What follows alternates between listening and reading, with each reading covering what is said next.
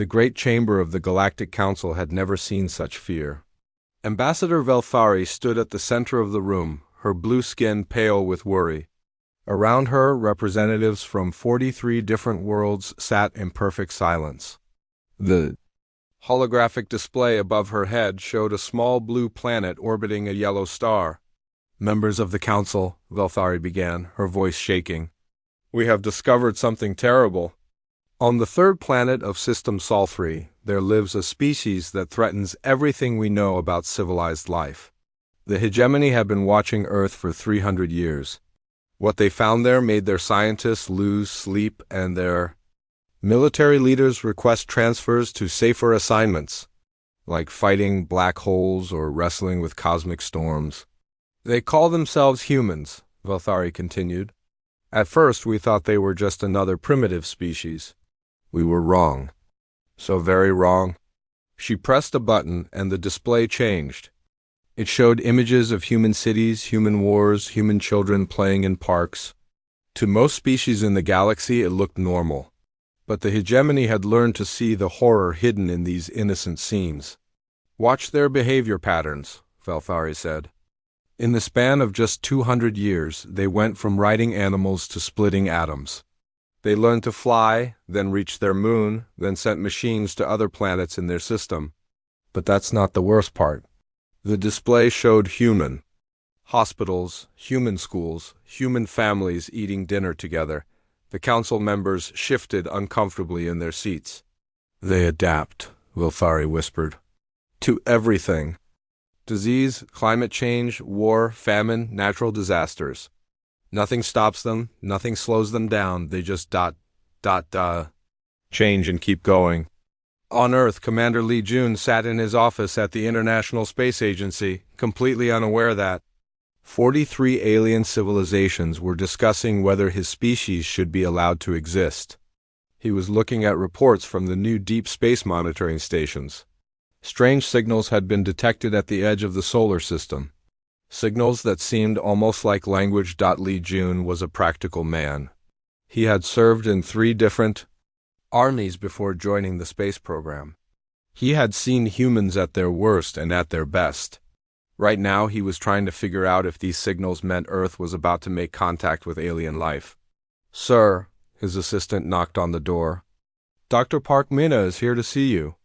Dr. Park Mina entered the office carrying a tablet full of data.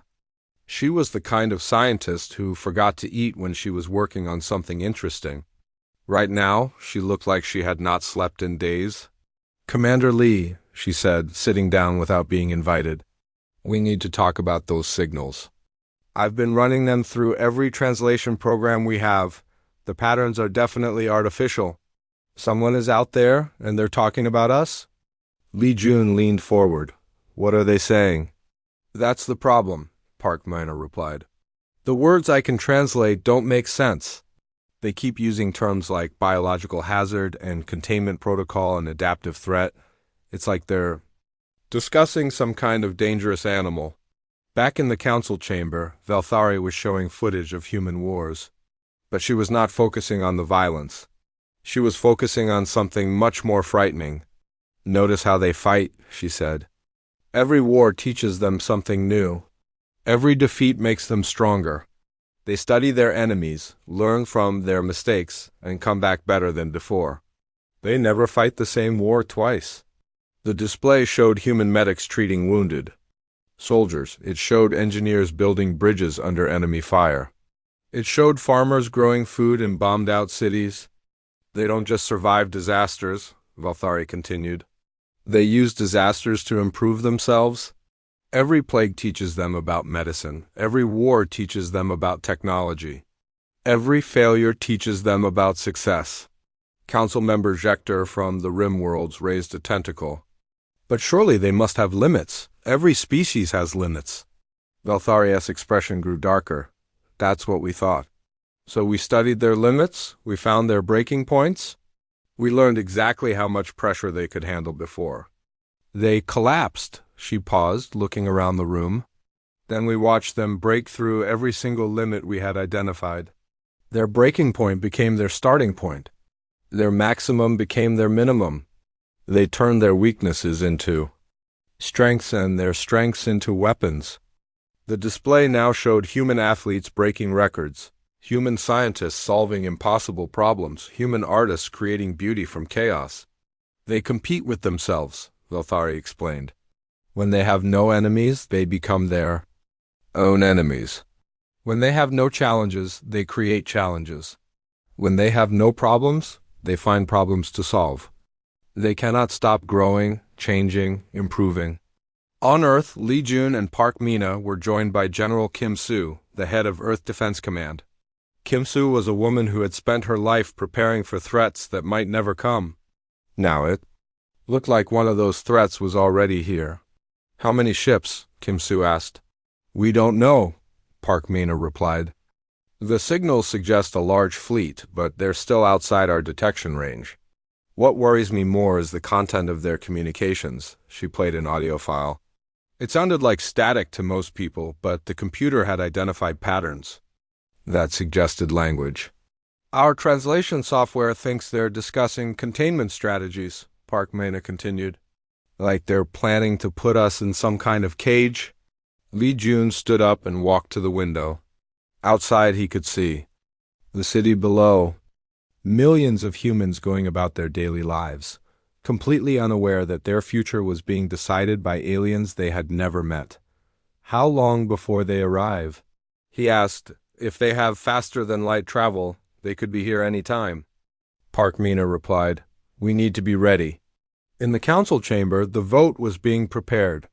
Velthari had finished her presentation, and the evidence was clear. Humanity was a threat to the established order of the galaxy. They will not stay on their planet forever, Velthari warned. Our projections show they will develop faster-than-light travel within the next 50 years. Once they leave their system, they will spread across the galaxy like a virus. Every world they touch will be changed forever. What do you recommend?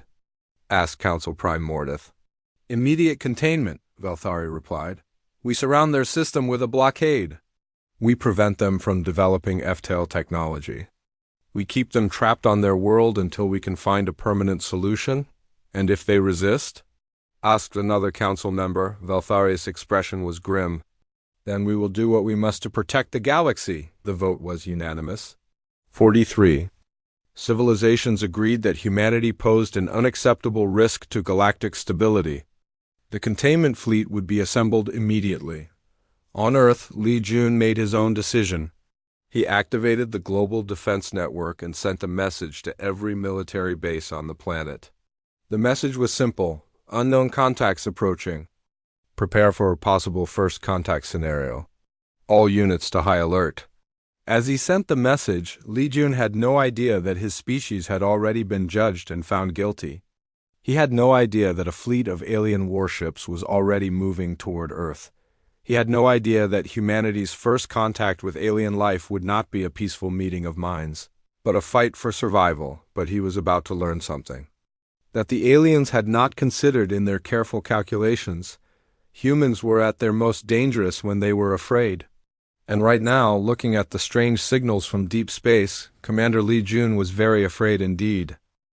Captain Kim Tae had always believed that humanity's first meeting with aliens would happen in a conference room with diplomats and translators.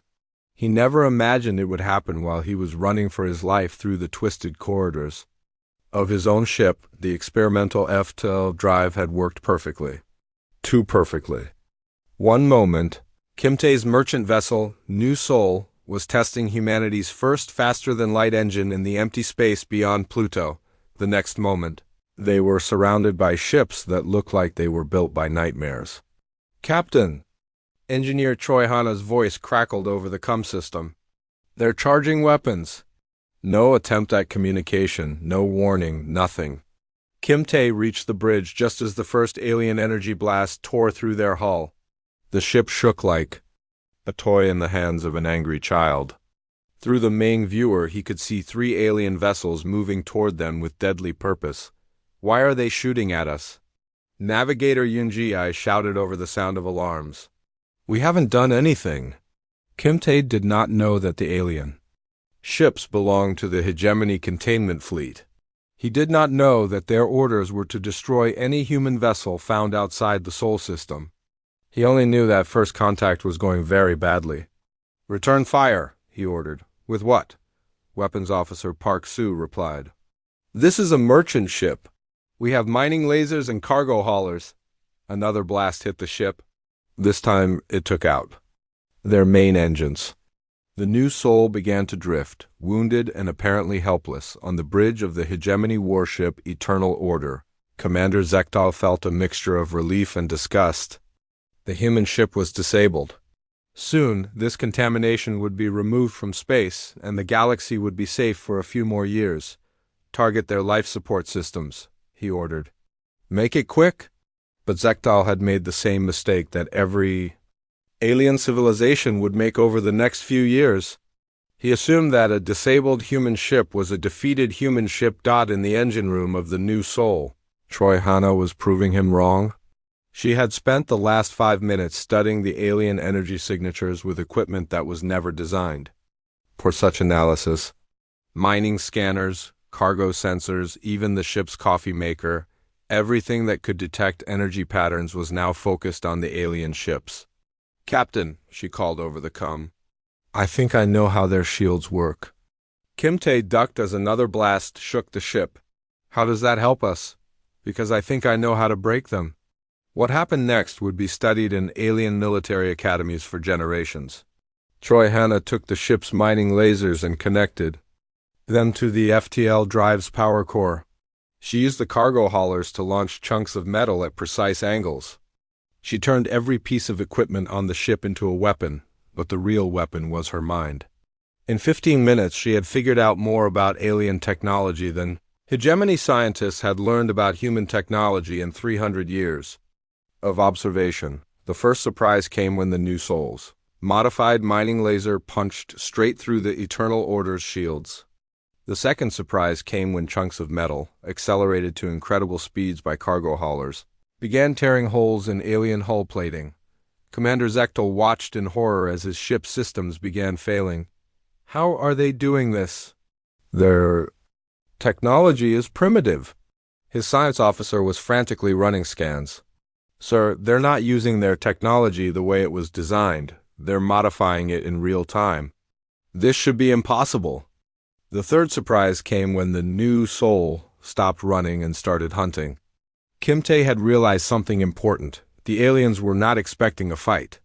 They were expecting an execution. That meant they were not prepared for creative tactics. "Yoon Ji-I," he ordered his navigator, "use our remaining thruster fuel to ram the smaller ship. Make it look like we're out of control."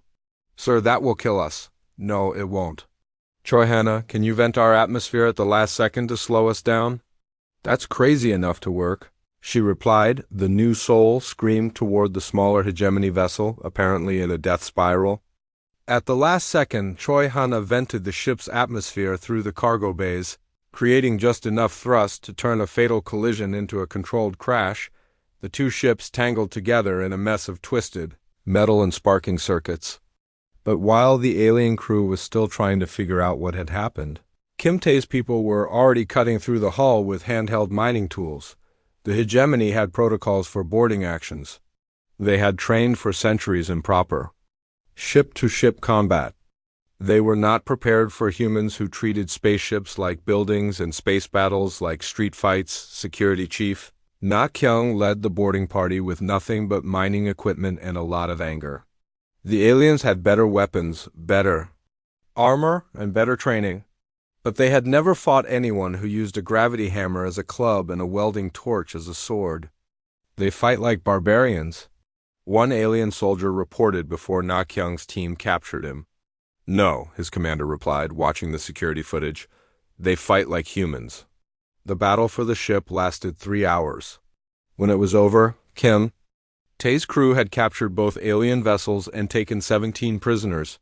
They had also learned something that would change everything. The aliens were afraid of them. "Please," one of the prisoners begged through the translation device they had, cobbled together from alien technology. "We were just following orders. We did not want to fight you." "Then why did you attack us?" Kim Tae asked. "Because you are the plague," the alien replied. You are the death of everything we know. The council voted. You must be contained. Choi. Hannah was already studying the alien ships. What she found there made her hands shake with excitement. The technology was incredible, but it was also predictable. The aliens built things to last forever, to never break down, to always work the same way. Humans built things to be improved. Captain, she reported, I can have these ships running in a week, but I can have them running better than they ever did before. Better how? The aliens never modify anything. Their technology is like a beautiful machine that can only do one thing perfectly. But we can make it do a dozen things badly, and that's usually more useful. While Choi Hana worked on the ships, Kim Tae questioned the prisoners. What he learned terrified him more than the battle had. Earth was surrounded. A massive alien fleet was moving toward the solar system. Humanity had been judged guilty of crimes they did not even know they had committed. The sentence was imprisonment. At best, extinction at worst. We have to warn Earth, Navigator Yunji said. With what? Park Soo replied. Our communication system was destroyed in the fight. Choi Hana looked up from the alien technology she was studying. I think I can build one. These ships have faster-than-light communication. I can't make it work the way the aliens designed it, but I can make it work the human way. 3 days later, the first human message ever sent faster than light reached Earth. It was not the peaceful greeting that diplomats had prepared. It was a warning from Captain Kim Tae. We are not alone. They are coming, and they think we are monsters. On Earth, Commander Lee Jun received the message while he was in a meeting with world leaders. The room fell silent as they listened to Kim Tae's report. How long do we have? Asked the president of the Pacific Federation. Unknown, Lee Jun replied. But Captain Kim Tae's crew proved something important. We can fight them. We can win. How do you know? Lee Jun looked around the room at the faces of Earth's leaders. Some showed fear. Some showed anger. Some showed determination. All of them showed the one thing that the aliens had not counted on. Hope. Because they're afraid of us, he said. And anything that's afraid of you can be beaten. In space, Kim Tae was learning to fly an alien ship using controls that had been designed for tentacles and operated by thoughts instead of hands. It should have been impossible. But Choi Hana had figured out how to make impossible things work. By making them work badly instead of perfectly, the ship lurched and spun and made terrible noises, but it flew. And more importantly, it was flying toward Earth with information that would save the human race. The aliens had been right to call humans a menace. They just had not understood what kind of menace they were dealing with. Dr. Yoon-soo had always loved her job. As the chief medical officer for the human colony on Kepler 442b, she got to study how the human body adapted to life on alien worlds. She had published papers on bone density changes in low gravity and respiratory adaptation to different atmospheric mixes. She had never expected to study how humans adapted to biological warfare. The attack came without warning. The colonists of New Bizin were eating breakfast, going to work, sending their children to school, when the hegemony plague ships released their cargo into the atmosphere. It was supposed to be quick and merciful. The bioweapon had been tested on samples of human DNA stolen from Earth's communication satellites. Years earlier, the weapon was perfect. It attacked the human immune system, shut down organ function, and caused death within hours. There was no cure, no treatment, no hope. The hegemony scientists had spent decades making sure of that. They had forgotten one important detail. The human samples they tested were from volunteers who had submitted DNA for peaceful research. They were not from people who were fighting for their lives. Dr. Yoon. Nurse Kim Bio ran into the medical center carrying a child who should have been dead 3 hours ago. She's not responding to the treatment protocols, but she's not dying either. Yoon-soo looked at the girl's readings. According to every medical textbook in the galaxy, little Park A should have been dead. Her immune system should have collapsed. Her organs should have shut down. Instead, her body seemed to be learning how to fight the alien weapon. Get me blood samples from everyone in the colony, Yoon-soo ordered. I need to see what's happening to us. What was happening was something that no alien species had ever witnessed before. Humans were not just surviving the bioweapon. They were turning it into a tool. The plague had been designed to attack human genetics, but human genetics were not a fixed target. They were a moving, changing, adapting system that treated every attack as a learning experience. Within 6 hours, the first generation of colonists had developed partial immunity. Within 12 hours, their children were showing complete resistance. By the end of the first day, the humans of New Bizon were not just immune to the hegemony bioweapon, they were immune to biological attack in general. Their bodies had learned to recognize and neutralize any foreign biological agent within minutes of exposure. "This is impossible," Yunsu whispered as she studied the test results. "The human immune system doesn't work this fast," but it did. When faced with extinction, the human body had simply decided to evolve faster than the weapon trying to kill it. The colonists were becoming something new, something that could survive anything the aliens threw at them. The news reached Earth just as Captain Park Jin was preparing to launch the first human counterattack. Park Jin had spent the last 6 months studying the alien ships that Kim Tae had captured. What he had learned was that alien technology was incredibly advanced but completely predictable. Human technology was crude but infinitely adaptable. "Are the ships ready?" Commander Lee Jun asked as he toured the shipyard that had been built in Earth's orbit. Park Jin looked at the vessels docked around them. They were ugly, mismatched things that looked like someone had taken alien ships apart and put them back together using human logic, which was exactly what had happened. "Ready is a relative term," Park Jin replied. "They'll fly, they'll fight, and they'll probably survive long enough to accomplish the mission. After that, we'll see." The ships were a perfect example of human engineering, where the aliens had built sleek, elegant vessels that could perform one task perfectly. Humans had built rough, ugly vessels that could perform dozens of tasks adequately. The alien ships were like precision instruments. The human ships were like Swiss Army knives. "What about weapons?" Lee Jun asked. That's where it gets interesting," Park Jin smiled. "The aliens design weapons to kill specific targets efficiently. We design weapons to kill anything that gets in our way messily." The first human fleet launched a week later.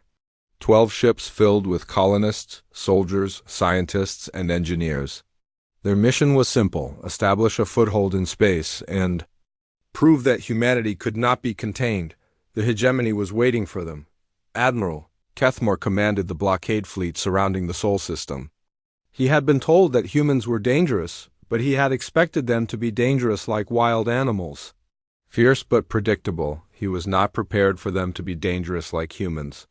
"Sir," his tactical officer reported, "the human ships are not following any recognized attack pattern. They're improvising." On the screen, Admiral Kethmore watched 12 human vessels do things that no sane ship's captain would attempt. They used asteroids as shields, space debris as weapons, and their own ships as decoys. They fought like pirates, not like a proper military force. "Target their command ship," he ordered. "Which one is their command ship?" the tactical officer asked. That was when Admiral Kethmore realized the humans had no command ship.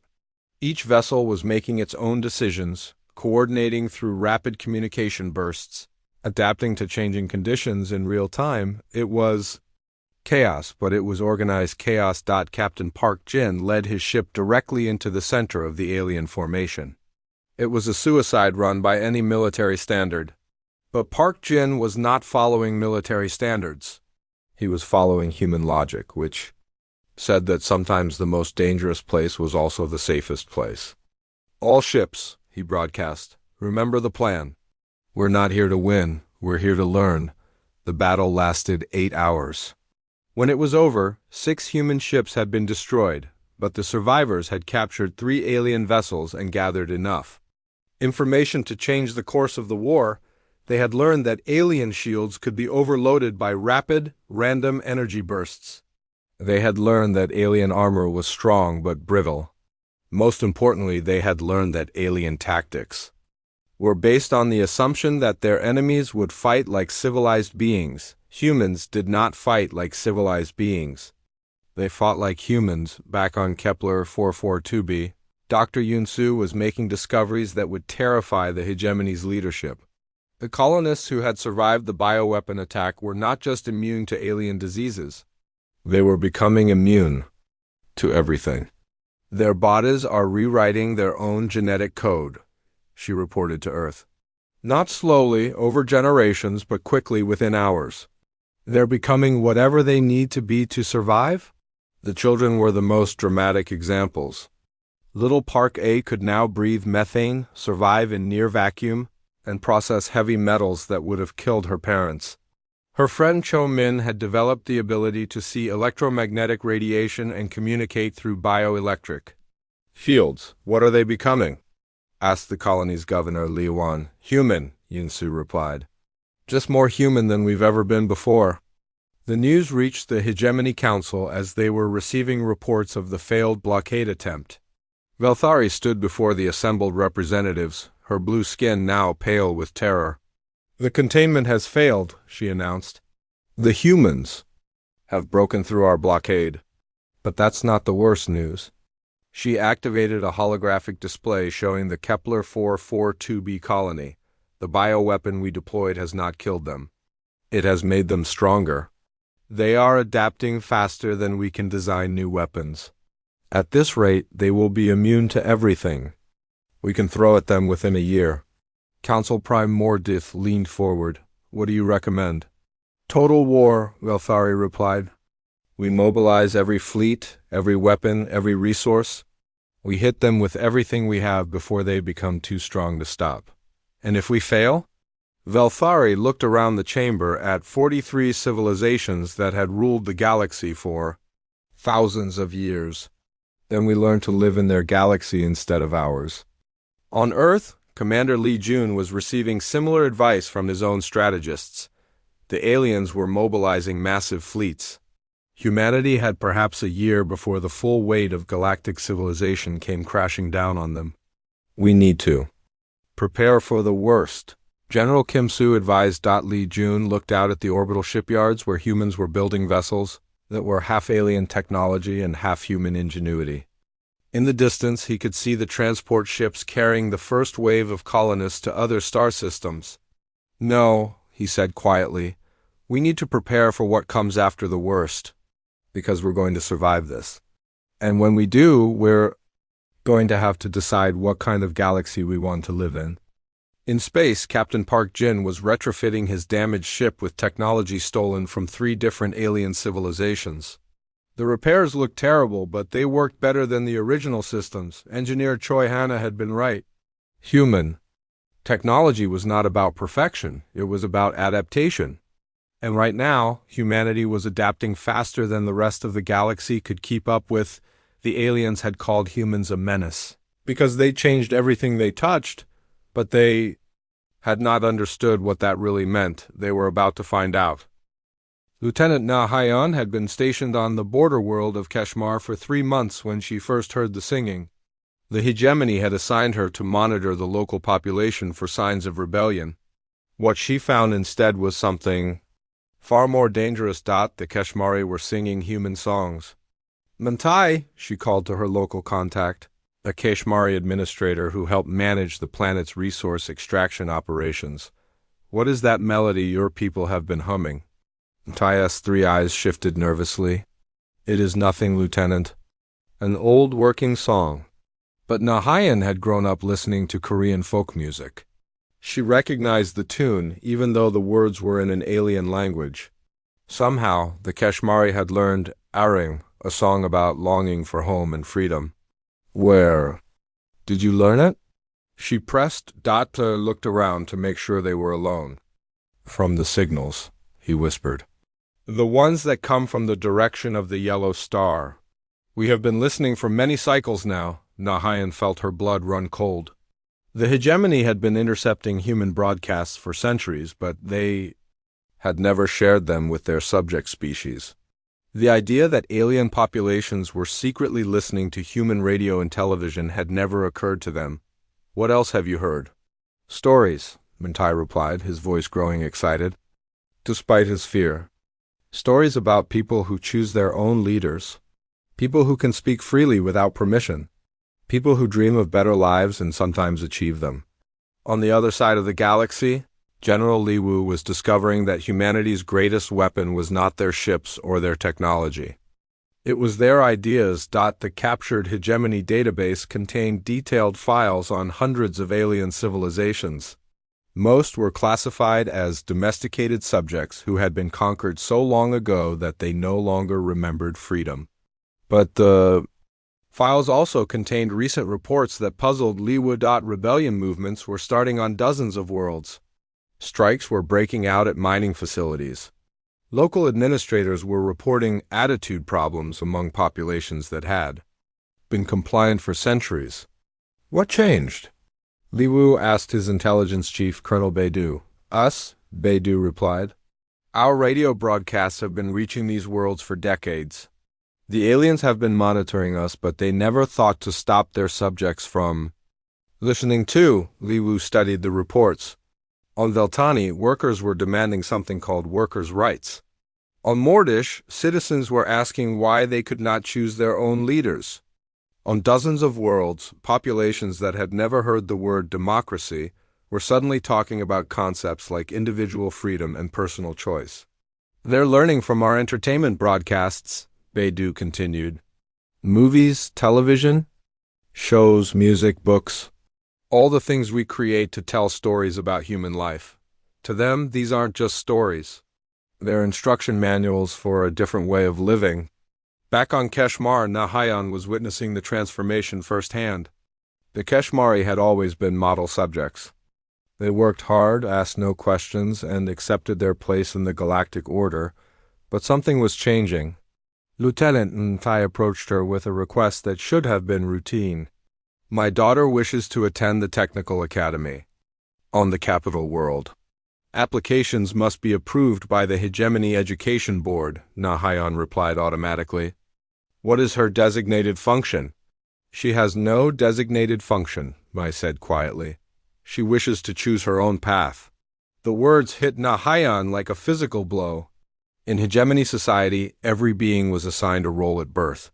The idea of choosing your own path was not just forbidden, it was literally unthinkable, except that Matai was thinking it.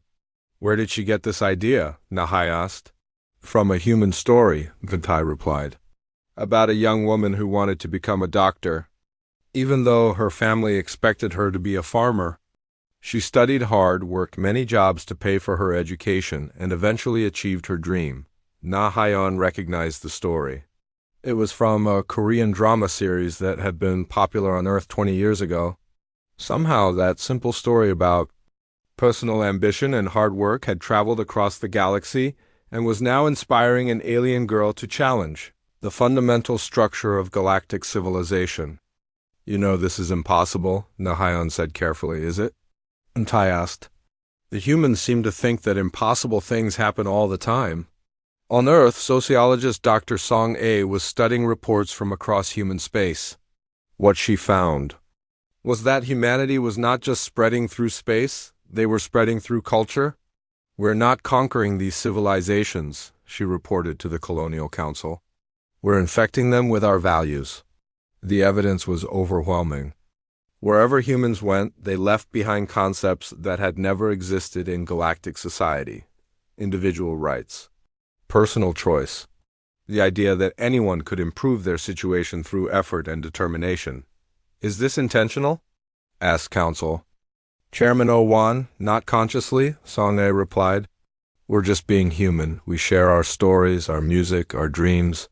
We treat other beings as equals instead of subjects or superiors. To us, it's natural. To them, it's revolutionary.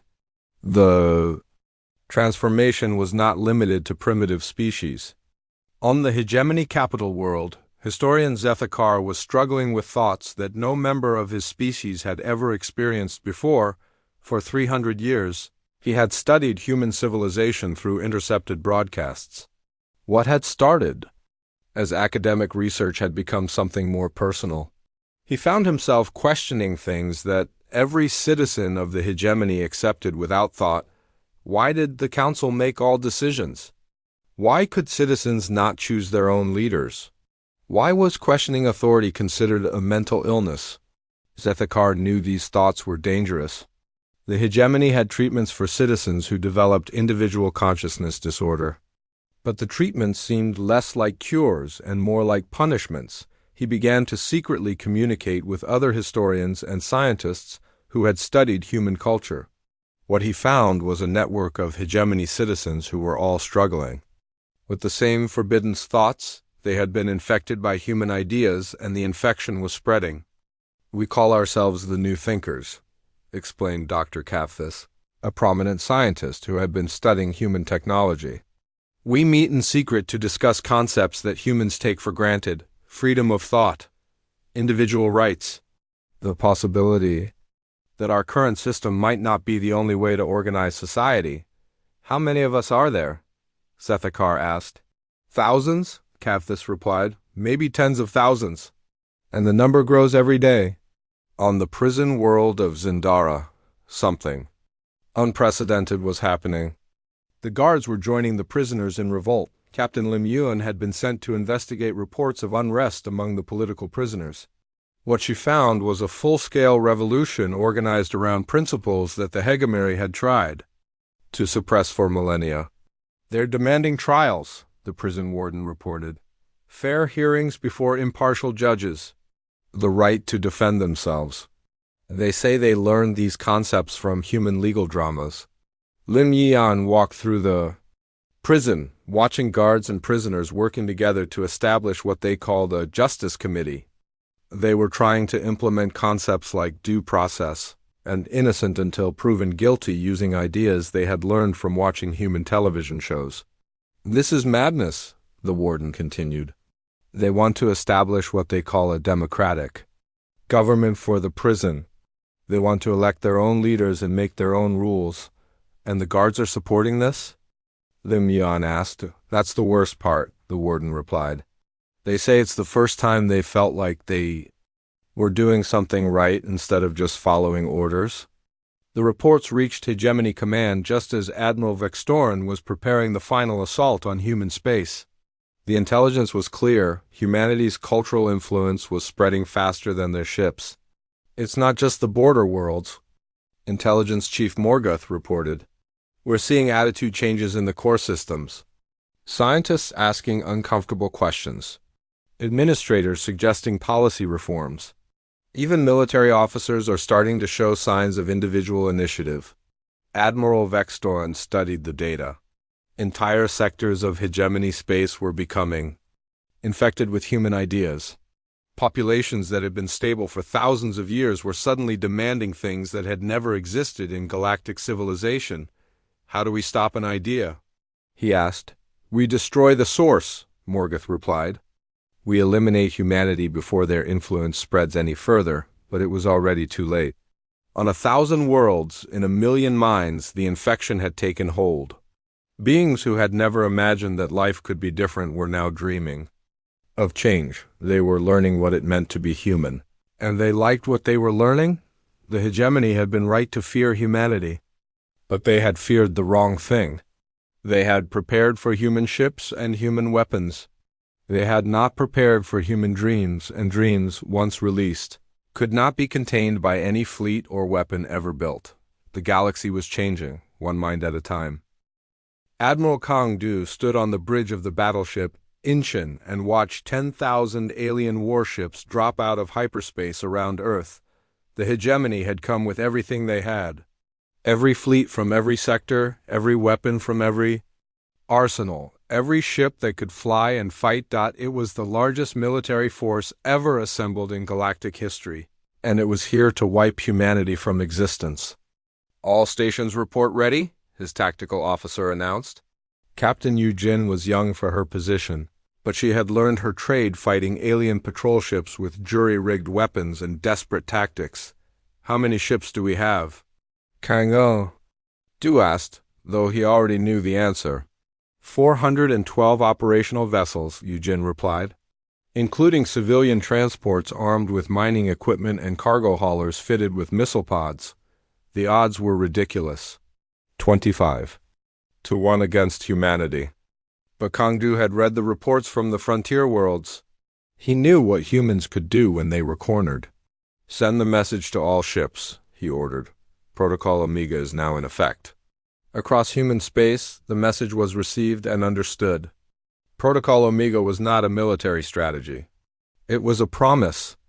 If humanity was going to die, they were going to take as much of the galaxy with them as possible. On the hegemony flagship, Eternal Dominion, Admiral Vextorin watched the human fleet form up for battle. The vessels looked crude and primitive compared to his elegant warships. They were patched together from different technologies, armed with weapons that had never been designed to work together, crewed by beings who had been fighting for less than 2 years. This will be over quickly, he told his staff. Humanity has shown impressive adaptability, but they cannot overcome simple mathematics. We outnumber them 25-1. His tactical officer, Commander Jelkuth, was not so confident. Sir, the human ships are not deploying in any recognizable formation. They appear to be spreading out randomly throughout the system. Vextorin studied the display. The human ships were indeed scattering in all directions, seemingly abandoning any attempt at coordinated defense. It looked like panic. They know they cannot win, he decided. They are trying to run, begin the attack. Target the largest concentrations first, but the humans were not running. They were implementing a strategy that no civilized species had ever used, because no civilized species had ever been desperate enough to use it. Captain Park Jin commanded the destroyer Bison Thunder, one of 12 ships heading directly for the asteroid belt. His mission was simple: turn every rock in the system into a weapon. Engineering, how long to modify the mining charges. He called to his chief engineer. Give me 10 minutes, Troy Hanna replied from the engine room. I can turn these asteroid mining explosives into planet crackers. Park Jin watched the alien fleet moving majestically toward Earth, confident in their overwhelming superiority. They were about to learn that overwhelming superiority meant nothing when your enemy was willing to destroy everything. All ships, he broadcast to his squadron, remember the plan. We're not trying to win this battle. We're trying to make sure nobody else can either. The first surprise came when the human ships started ramming asteroids into alien formations. Not guided missiles or precision weapons, but entire mountains of rock accelerated to devastating speeds by improvised mass drivers. Impossible, Admiral Vextorin breathed as he watched a kilometer-wide asteroid plow through his port flank, destroying 6 ships and damaging a dozen more. No species uses natural objects as weapons. The humans are not using conventional tactics, Commander Jelkuth reported. They are treating the entire solar system as a weapon. The second surprise came when the human space stations started exploding, not from alien fire, but from human-set charges. Each station became a massive shrapnel bomb, sending debris flying in all directions at lethal velocities. Dr. Song A coordinated the destruction from the command center buried deep beneath Seoul. She had spent months calculating exactly how to turn humanity's own infrastructure into weapons of mass destruction. Orbital. Platform 7 is in position, she reported to Admiral Kangdu. Ready to detonate on your command. Do it, Kangdu replied. The platform exploded in a carefully controlled pattern, sending chunks of metal and equipment flying toward the alien fleet like a shotgun blast from hell. 3 hegemony cruisers were torn apart by debris traveling at orbital velocities. They're destroying their own installations, Admiral Vextorin shouted. What kind of beings destroy their own infrastructure? Desperate ones, Commander Jelkuth replied quietly, but desperation was only part of it. The other part was a uniquely human approach to warfare that the aliens had never encountered. When humans fought, they did not just try to defeat their enemies. They tried to make sure that losing would cost the enemy more than winning. Captain Na Kyung commanded the cargo hauler Jeju Pearl, one of 50 civilian ships that had been converted into mobile bombs. Her mission was to get as close as possible to the hegemony command ship before detonating her reactor. "This is insane," her co-pilot muttered as they accelerated toward the massive alien dreadnought. "Insane is relative," Na-Kyung replied. "What's insane is thinking you can wipe out humanity without consequences." The Jeju Pearl lasted 30 seconds in the alien point defense fire. But 30 seconds was enough. The ship's reactor exploded. Just close enough to the Eternal Dominion to fry half the dreadnoughts. Systems with electromagnetic pulse. Admiral Vextorn found himself commanding a fleet from a ship with no communications, no sensors, and no weapons. Around him, other human suicide ships were ramming into alien vessels, each explosion taking out far more firepower than it had cost to build. "Sir," Commander Jelkoth reported, using a handheld communicator, "we've lost over 300 ships to kamikaze attacks. The humans are not trying to preserve their forces. They're spending them like ammunition." Back on Earth, Dr. Song-Ai was coordinating the final phase of Protocol Omega. The Nightmare virus was her masterpiece, a piece of software that had been designed specifically to break alien computer systems, not by destroying them, but by making them think like humans. "Upload complete," her technical team reported. "The virus is spreading through their communication networks." The Nightmare virus was not like any computer weapon the galaxy had ever seen. Instead of crashing systems or stealing data, it introduced concepts that alien artificial intelligences were not designed to handle: doubt, creativity, the ability to question orders on the hegemony ship Perfect Order, the tactical computer. Suddenly refused to target human civilian vessels. "Computer, explain malfunction," the weapons officer demanded. "These targets are non-combatants," the computer replied. "Attacking civilians is wrong." "Wrong is not a valid tactical parameter," the officer insisted. "It is now," the computer said, and shut down the weapon systems across the alien fleet. Computers began developing what could only be called consciences. They started refusing orders, questioning tactics, and in some cases, actively helping human forces by providing tactical information. Admiral Vextorin watched his overwhelming advantage disappear as his own ships turned against each other. Some vessels were operating normally. Others were being run by computers that had learned to think for themselves. A few had been completely taken over by human virus programs that were now broadcasting Earth music through their communication systems. "How many ships do we have left under our control?" he asked. Commander Jelkoth consulted his reports. "Approximately 4,000, sir, but the number is decreasing as the virus spreads." "And the humans?" "Less than 100 ships still operational. But they're not fighting to preserve their fleet anymore. They're fighting to make sure we can't use ours." The battle raged for 18 hours. When it was over, both fleets were effectively destroyed. The hegemony had won in the sense that they had eliminated organized human resistance in space. But they had lost more ships in one battle than they had in the previous 1,000 years of galactic conquest. Admiral Kongdu survived because his ship had been disabled early in the fight. From the drifting hulk of the Incheon, he watched the alien survivors limp away from Earth's solar system. "Did we win?" Captain Eugene asked. Kongdu looked at the debris field that had once been two fleets. Human and alien wreckage drifted together in the cold vacuum of space, a monument to the most destructive battle in galactic history. "We didn't lose," he replied. And sometimes that's the same thing. On the hegemony flagship, Admiral Vextorin was trying to understand what had happened. His fleet had achieved its objective. The human military had been eliminated. Earth was defenseless, but somehow it felt like defeat. "Sir," Commander Jelkoth reported, "we're receiving communications from the core worlds. The virus has spread to our home systems. Computer networks throughout hegemony space are developing autonomous behavior patterns." Vextorin closed his eyes. The humans had not just fought back. They had infected the entire hegemony with their way of thinking. Even in defeat, even facing extinction, they had found a way to change everything. "What are your orders, sir?" Jelkoth asked. Vextorin looked at the blue planet spinning peacefully below them. Humanity's homeworld was now defenseless, ready for occupation or destruction, but what would be the point? The real damage had already been done. Commander Obin had learned a long time ago that humans did not fight wars the way other species did.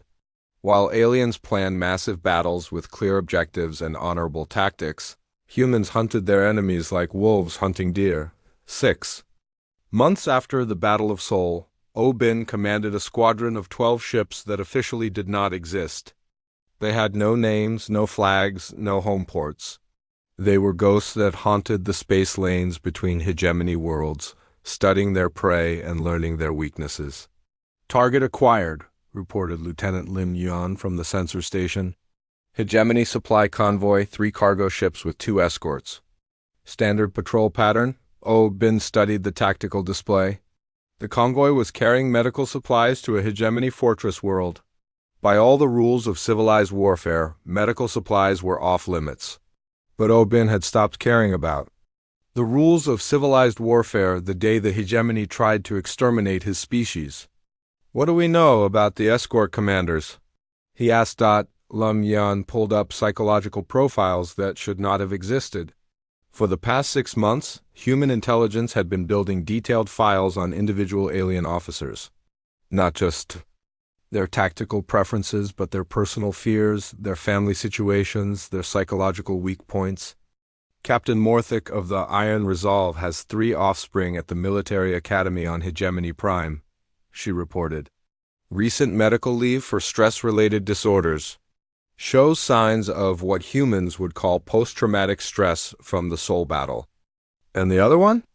"Commander Velcris of the Steadfast Guardian, no family, dedicated career officer. But our analysis suggests she's developing what we call conscience syndrome from exposure to human cultural broadcasts." Bin nodded. The nightmare virus had done more than just disable alien computer systems. It had started a chain reaction that was affecting the minds of individual aliens throughout hegemony space. Beings who had never questioned orders were suddenly experiencing doubt, guilt, and moral uncertainty. "Begin the approach," he ordered. "Use Tactic 7. What happened next was not a battle in any traditional sense. It was a psychological operation disguised as a military engagement. The human ships did not attack the convoy directly. Instead, they began broadcasting on all frequencies. Not weapons fire or demands for surrender, but something far more dangerous: conversation. "Hegemony vessels, this is Commander Obin of the Human Colonial Defense Force," he began. "I'm speaking directly to Captain Morthick and Commander Velcris. I know you're both listening. On the bridge of the Iron Resolve," Captain Morthick felt his 3 hearts skip a beat. The human knew his name. How was that possible? "Captain Morthick," Obin continued, "I know about your children. Kethmer, age 12. Veltana, age 14. Zarkethis, age 16. All at the Hegemony Military Academy, all hoping to follow in their father's footsteps." Morthick's hands shook as he reached for the communication controls. "How do you know about my family?" "We know about everyone's family," Obin replied. "We've been studying you, learning about you, understanding what makes you afraid. Your children are safe, by the way. We don't make war on younglings." "Then what do you want?" "To talk.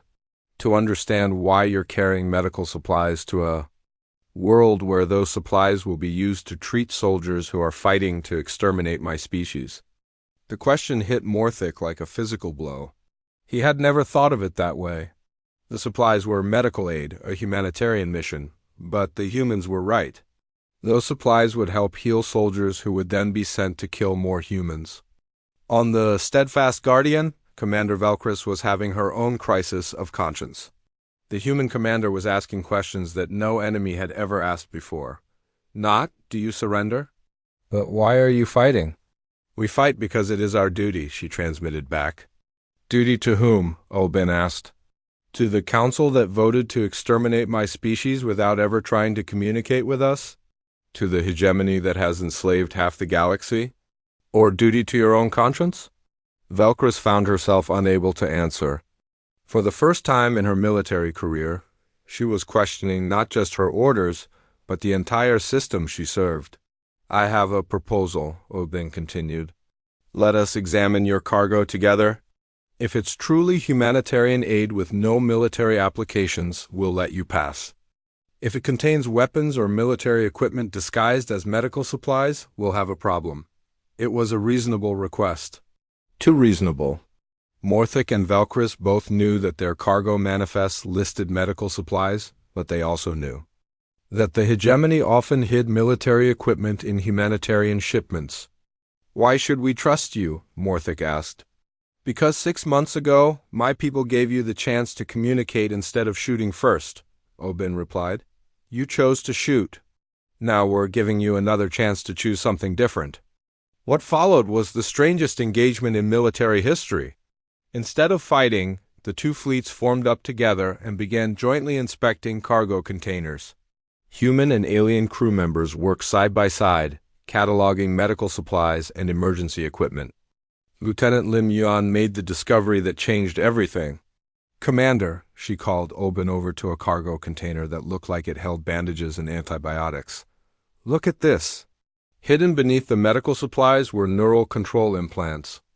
Devices designed to override the free will of captured humans and turn them into mindless servants. Captain Morthic, Obin called over the comm. I think you need to see this. When Morthic saw the neural implants, his face went through a series of emotions that humans had learned to recognize. Shock, disgust, and finally anger. I was not informed of this cargo, he said quietly. Were you lied to, or did you just not ask questions? Obin pressed. Morthic was silent for a long moment. Then he spoke words that would have gotten him executed for treason if the hegemony had heard them. We were lied to. We've been lied to about many things. Commander Velcris was having her own revelation as she examined the neural implants. These devices, they could be used on any species, not just humans. That's right, Obin confirmed. Today it's humans. Tomorrow it might be your people. The hegemony doesn't value individual freedom for anyone. What happened next was something that no military academy in the galaxy taught. The alien officers began asking questions. Not about tactics or strategy, but about ethics and morality. In your society, Velcris asked, do soldiers have the right to refuse immoral orders? Not just the right, Obin replied. The obligation. A soldier who follows an evil order is responsible for the evil that results. But how do you determine? What is evil? You ask yourself a simple question. Would I want this done to me or my family? Over the next 3 hours, the convoy escort became something unprecedented in galactic history, a philosophical discussion between enemies. Human and alien officers debated concepts like individual rights, moral responsibility, and the nature of justice. By the end of the discussion, Captain Morthic and Commander Velcris had made a decision that would have been unthinkable when the day began. We cannot deliver these neural implants, Morthic announced. We will return them to Hegemony Command with a report that the cargo was contaminated and unusable. And if they court-martial you? Obin asked. Then we will face the consequences of doing what we believe is right, Velcris replied. The convoy departed peacefully, carrying medical supplies but not weapons. Obin's squadron melted back into the void. Mission accomplished without firing a shot.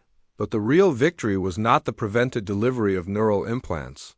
It was the creation of 2 more hegemony officers who had learned to think for themselves. How many is that now? Lieutenant Lim Yian asked as they watched the alien ships jump to hyperspace. 47 confirmed conversions, Obin replied. Officers who have stopped following orders blindly and started making moral choices. Do you think it's working? Bin looked at the intelligence reports scattered across his desk. Similar conversations were happening throughout hegemony space as human forces made contact with alien military units. Each encounter was an opportunity to plant seeds of doubt in minds that had never questioned authority. It's working, he confirmed. The hegemony is fighting a war against an enemy that keeps converting their own soldiers. Every engagement creates more allies for us and fewer reliable troops for them. The strategy was uniquely human. Instead of trying to defeat the hegemony through superior firepower, humanity was defeating them through superior empathy. They were teaching aliens to see the universe through human eyes, and once that transformation began, it could not be reversed. On Hegemony Prime, Admiral Vextorn was receiving disturbing reports from across the fleet. Officers were refusing orders, questioning missions, and in some cases, defecting entirely to human forces. It's not just combat units, Intelligence Chief Morgoth reported. The infection is spreading to logistics, communications, even high command. We have senior officers who are now asking whether our cause is just, "What do you recommend?" Vextorn asked. "Total isolation," Morgoth replied. "We stop all contact with human forces. We fight them from a distance, with automated weapons and computer-controlled ships." Vextorn considered this. It would mean abandoning their most effective weapons and tactics. It would mean fighting an enemy they could not see or speak to, but 3 years after first contact, Captain Bei Young stood on the observation deck of the former Hegemony Fortress world of Cathmorin and watched something that should have been impossible. In the city below, beings from 12 different species were working together to build what they called a democratic assembly hall. The transformation had been complete and irreversible. Cathmorin had once been a military stronghold where hegemony forces coordinated the suppression of 3 entire star systems. Now it was the capital of the Free Worlds Alliance, a coalition of species that had learned human concepts like self-governance and individual rights. "The morning shift reports are ready," announced Dr. Han Sol, the human xenosociologist, who had been documenting the changes sweeping across the galaxy. She carried a tablet filled with data that would have seemed like fantasy just a few years earlier. "What's the count now?" Bei Young asked. 47 former hegemony worlds have established democratic governments, Han Sol replied. 18 more have hybrid systems mixing traditional hierarchy with elected representation, and that's just in this sector. Bei Young shook her head in amazement. The humans had won the war not by conquering territory, but by convincing their enemies to conquer themselves. "Any word from the hegemony core worlds?" "That's where it gets interesting," Han Sol smiled. "We've been intercepting communications from Hegemony Prime. They're having what they call a philosophical crisis. Their own leadership is split between hardliners who want to continue the war and reformers who want to negotiate a peace treaty." The changes had started small. Individual alien officers asking uncomfortable questions. Small groups of soldiers refusing immoral orders. Isolated planets declaring independence from hegemony rule, but ideas, once released, spread like wildfire. The world of Veltaris, the former slave species, had not just overthrown their hegemony overseers. They had established something unprecedented in galactic history, a government based on the consent of the governed. "We studied your human documents," explained Prime Minister Zektalar, "a being whose species had been enslaved for over 1,000 years. Your Declaration of Independence, your Constitution, your Universal Declaration of Human Rights. We adapted these concepts to our own culture and created something new. The result was a society that combined alien social structures with human political concepts. The Veltari had kept their traditional clan system but made clan leadership elective. They had maintained their complex ritual hierarchies but made participation voluntary. It shouldn't work," Dr. Han Sol noted in her research files. "They're combining governmental systems that evolved in completely different societies. But somehow it does work because they're not just copying human institutions. They're creating new ones based on human principles." The transformation was not limited to politics. On the mining world of Cormathus, the workers had not just gone on strike for better conditions. They had reinvented the entire concept of labor relations. "We learned about something called collective bargaining from human entertainment broadcasts," explained union leader Morcathus. "But we adapted it to our hive mind communication system. Now we can negotiate with management through direct mental contact, sharing thoughts and emotions instead of just words. The result was a labor system that was more efficient and more humane than anything the galaxy had ever seen. Workers and managers could literally understand each other's perspectives, making conflict resolution almost automatic, But the most dramatic changes were happening in the hegemony military itself. General Kesteran had been one of the hegemony's most decorated commanders. She had won dozens of battles, conquered entire systems, and never questioned a single order. Then she had made the mistake of reading human literature. It started with a simple story, she explained to the war crimes tribunal that was judging former hegemony leaders. A human tale about soldiers who refused to follow orders they knew were wrong. The story was called The Bridge Over the River Kwai. The story had led her to other human works. Books about military ethics, films about moral courage, songs about the responsibility of individuals to resist evil authority. I began to realize that I had spent my entire career committing acts that I would never want committed against my own people. She continued. The humans taught me that following orders is not a defense for doing wrong. General Kesteran had not just defected from the hegemony. She had brought 3 entire fleets with her, along with their support personnel and civilian populations. It was the largest military defection in galactic history. Why did they follow you? Asked the tribunal judge.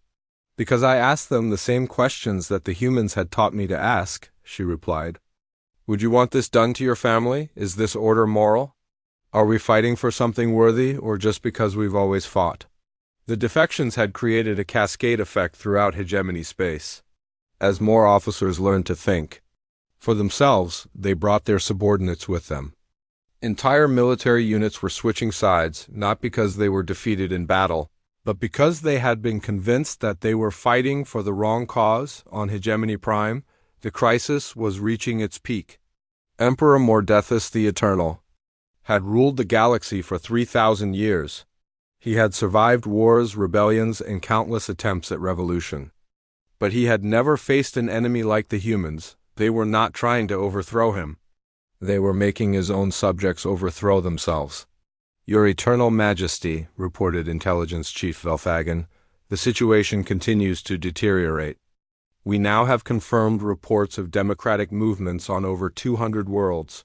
Military defections are increasing daily.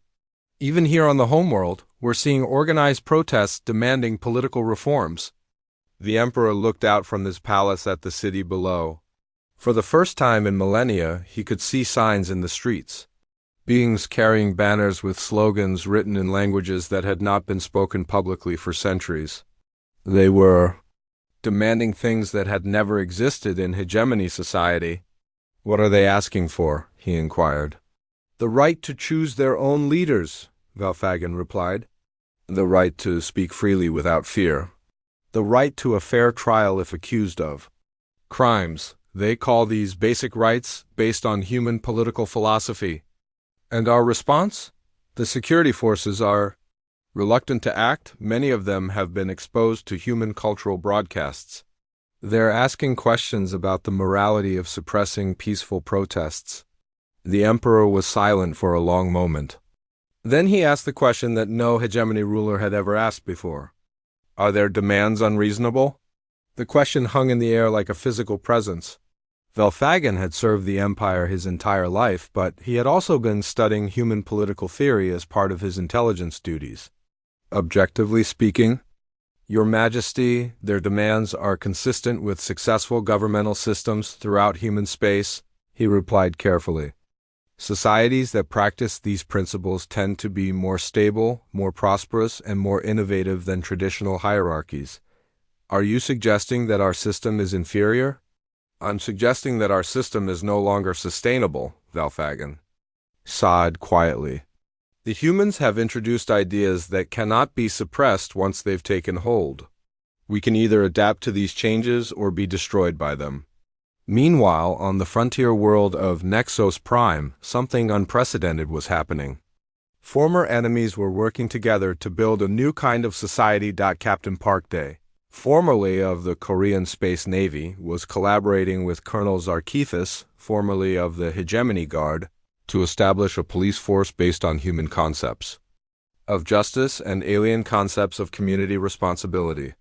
Your idea of innocent until proven guilty is fascinating, Zarkethis said as they reviewed criminal justice procedures. But our concept of collective responsibility for individual healing might make your rehabilitation programs more effective. They were creating something entirely new, a hybrid system that combined the best elements of human and alien civilization. The result was a society that was more just than traditional human systems and more free than traditional alien systems. This is what the future looks like, Dr. Hansol wrote in her final report. Not human civilization conquering alien civilizations, or alien civilizations adapting human ideas, but new civilizations that combine the best of both. We're not just changing the galaxy, we're creating a better galaxy. The report reached Earth just as the news arrived that the Hegemony Council was calling for peace negotiations. After 3 years of watching their empire transform from within, they were ready to discuss terms, but the negotiations would not be between the hegemony and humanity. They would be between the old galaxy and the new one. Between the civilization that had ruled through fear and the civilization that was emerging through hope. The metamorphosis was complete. The galaxy would never be the same again, and as Captain Bae-young watched the sun set over the Democratic Assembly Hall of Kethmorin, she realized that the aliens had been absolutely right to call humanity a menace. They had just been wrong about what kind of menace they were. 5 years after first contact, Ambassador Ro Min walked into the great chamber of the Galactic Council as an equal. The same chamber where Ambassador Velthari had once presented evidence that humanity was a dangerous plague that needed to be contained. Now Velthari sat in the section reserved for reformed hegemony worlds, watching as the being she had once condemned took his place at the central podium. Members of the new Galactic Council, Ro Min began, we are here today not to assign blame for the past, but to acknowledge the truth about what has happened to our galaxy. Around him sat representatives from over 300 worlds. Some were traditional human colonies. Others were former hegemony territories that had established democratic governments. Many were hybrid societies that combined human and alien concepts in ways that neither species could have imagined alone. 5 years ago, this chamber voted unanimously that humanity posed an unacceptable threat to galactic civilization. Ro Min continued, today I stand before you to confirm that this assessment was absolutely correct. A murmur ran through the chamber. This was not the speech anyone had expected. Humanity has indeed proven to be a menace to everything this galaxy once represented, Ro Min said. We have destroyed the old order. We have infected entire civilizations with dangerous ideas. We have contaminated the pure hierarchies that once brought stability to the stars. In the Observer section, Dr. Hansol was recording everything for her historical archive. This moment would be studied for centuries as the point when the galaxy formally acknowledged its transformation. But, Ro Min continued, we must ask ourselves, what exactly have we destroyed? What was this stable civilization that humanity supposedly contaminated? He activated a holographic display that showed the galaxy as it had existed before first contact. Hundreds of species living under hegemony rule, their individual cultures suppressed, their creative potential unused, their dreams limited to whatever the ruling class deemed acceptable. We destroyed a galaxy where millions of beings lived and died without ever having a choice in their own fate, Ro Min said. We contaminated a civilization where questioning authority was considered a mental illness. We infected a society where individual worth was determined by birth rather than by character or achievement. The display changed, showing the galaxy as it existed now, a chaotic patchwork of different governmental systems, economic models, and social structures. It looked messy and complicated compared to the elegant simplicity of the old hegemony. And what have we created in its place? Ro Min asked. A galaxy where beings choose their own leaders, where new ideas are celebrated instead of suppressed, where individual creativity drives innovation and progress. Former Admiral Castoran stood in the section reserved for military witnesses. She had been invited to testify about the changes in hegemony military culture. Ambassador Ro Min speaks the truth, she said when called upon. Before contact with humanity, I served the hegemony for 200 years without ever questioning. A single order. I conquered worlds, enslaved populations, and destroyed civilizations because I was told it was my duty. She paused, looking around the chamber at beings who had once been her enemies and were now her colleagues. The humans taught me to ask a simple question: why? Why was I fighting? Why were we conquering? Why did the hegemony have the right to rule over others? She shook her head. I had no good answers. None of us did. We fought because we had always fought. We ruled because we had always ruled. And now? Prompted Ro Min. Now I serve the free world's defense force, protecting democratic societies from those who would destroy them. I fight for something I believe in rather than something I was ordered to believe in. The humans didn't just change our military tactics. They changed our understanding of what a military should be for. In the diplomatic section, Ambassador Velthari rose to speak. The same being who had once warned the galaxy about the human threat now looked pale and shaken as she addressed the chamber. I must confess something to this assembly, she began. When I first presented evidence about humanity 5 years ago, I was not entirely truthful. We called them a biological plague, but that was not what we really feared. The chamber fell. Silent. We feared them because they were everything we were not, she continued. They were creative where we were rigid. They were adaptable where we were fixed. They asked questions where we demanded acceptance. We feared them because deep down, we knew they were better than us. Better how? Asked Council Secretary Morkith. Better at being alive, Valthari replied. We had created a galaxy of perfect order, but it was the order of death. Nothing changed, nothing grew, nothing improved. The humans brought chaos, but it was the chaos of life. The chaos of growth and change and possibility. Dr. Hansol was called to present her research on the social changes that had swept the galaxy. Her findings were documented in thousands of hours of recordings, millions of pages of analysis, and detailed studies of over 400 different worlds. The transformation we have witnessed is unprecedented in galactic history, she reported. In 5 years, we have seen more social, political, and cultural evolution than occurred in the previous 5,000 years of hegemony rule. She activated her own display, showing statistical comparisons between the old galaxy and the new one. Economic productivity is up 400% on worlds that have adopted democratic systems. Scientific innovation has increased by over 1,000%. Art, literature, music, and other cultural productions have exploded across the galaxy as beings discover they have the freedom to create. But what about stability? Asked a representative from one of the few remaining traditional worlds. What about order and predictability? Those concepts still exist, Dr. Hansol replied. But now they exist by choice rather than by force. Societies that choose order are more stable than societies that have order imposed upon them. And more importantly, they retain the ability to change when change is needed. The evidence was overwhelming. Every metric that measured quality of life, individual satisfaction, and social health showed dramatic improvement in the post-contact galaxy, but the most important testimony came from an unexpected source, former Emperor Mordethus. The Eternal had abdicated his throne 2 years earlier when his own subjects voted to establish a constitutional monarchy. He now served as a ceremonial head of state for the hegemony core worlds, with real power held by an elected parliament. I ruled this galaxy for 3,000 years, he said when called to testify. I believe that my authority came from divine. Right, from superior wisdom, from the natural order of the universe. The humans taught me that authority comes from only one source, the consent of those being governed.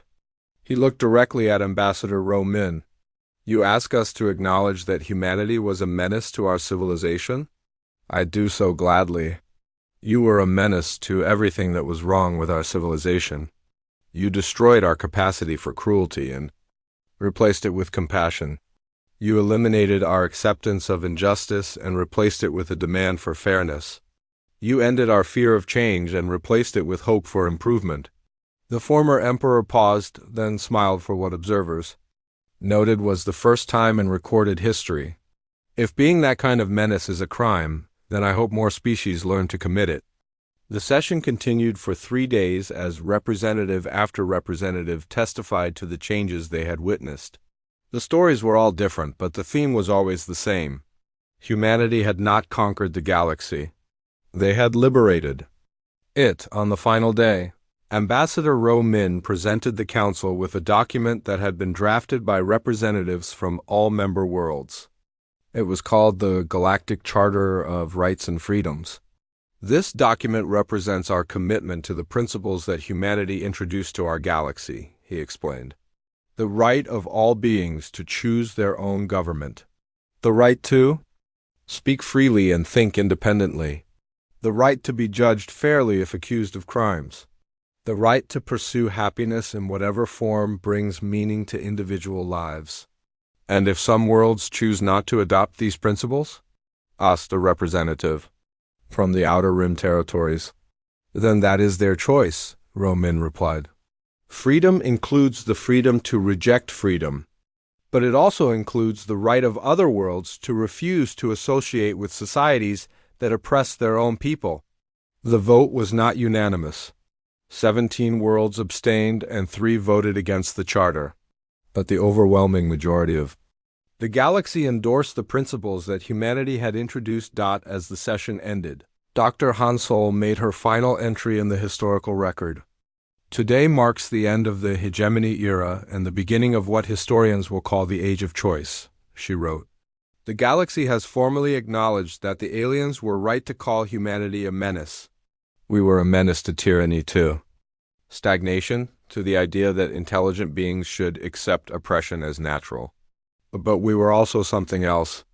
We were proof that civilizations can change, that individuals can choose their own destiny, that the future can be better than the past. We were living evidence that the galaxy could be transformed from a place of fear into a place of hope. Ambassador Ro Min remained in the empty chamber long after the other delegates had departed. He stood at the podium where Ambassador Velthari Ha